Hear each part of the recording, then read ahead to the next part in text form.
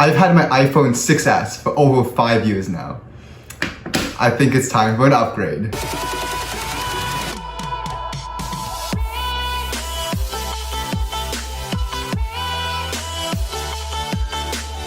Welcome to my iPhone 12 mini unboxing video, everyone. I actually originally got this because Costco had this $200 sale off.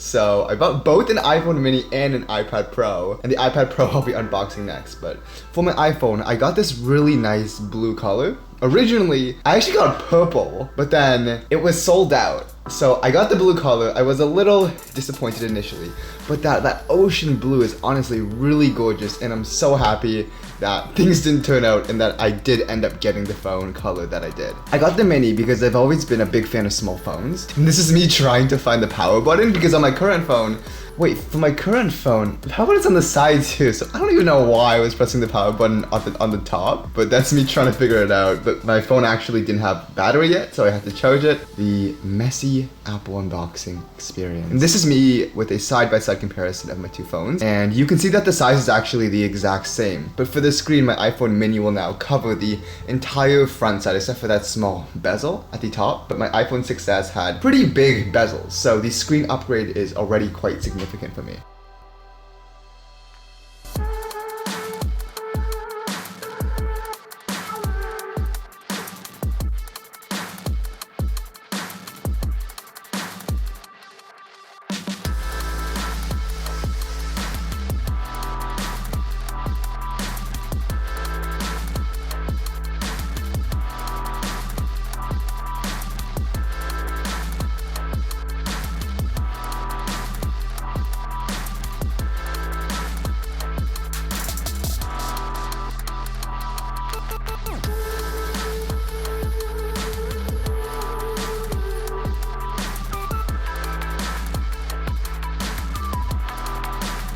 Now about technology and happiness and when and what we should be purchasing to optimize to be the happiest we can with the money that we spend. I think that the purchases we make should always be addressing a problem rather than to improve. For example, the new MacBook with a touch bar. If you have a Mac right now that has the buttons and the buttons work fine and your laptop is running pretty smoothly, there's no reason to upgrade. You are getting a new Mac to improve on what you have when there wasn't a problem with your Mac in the first place. However, if your phone battery is just totally broken and it drains even when you're not using it, that's a problem that causes an inconvenience, because when you go out, you don't want your phone to be draining and be dead even though you didn't use it. That is a problem that I believe purchasing a new phone can address, and that will bring you more joy than if you were to simply purchase to improve. That was actually why I upgraded from my iPhone 6S. I actually feel that because of COVID and I'm always home, I can just be charging my phone always. So that battery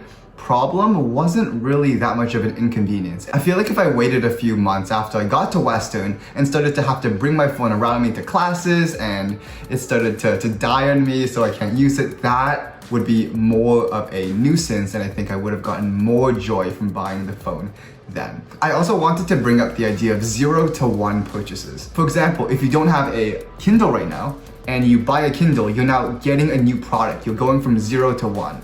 Or if you currently don't have a laptop and you buy a laptop, these purchases will improve your life the most and I think bring you the most joy and happiness with that purchase.